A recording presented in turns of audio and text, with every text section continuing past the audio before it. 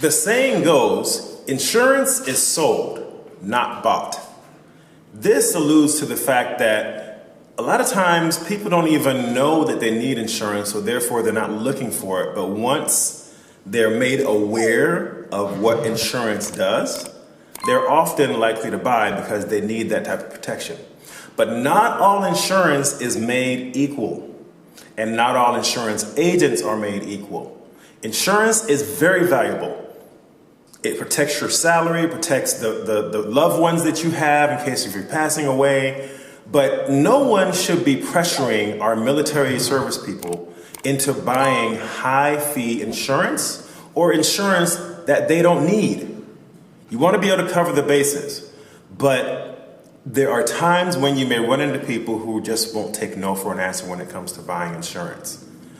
At our Financial Management for Deployed Military workshop, we work with you to make sure you're educated on your rights when it comes to insurance or any other financial products that you may need to deal with.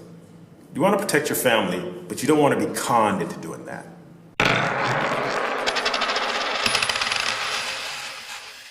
Thanks for watching. A registration link is in the video description. Don't forget to like, subscribe, follow us on social media, and share with a friend.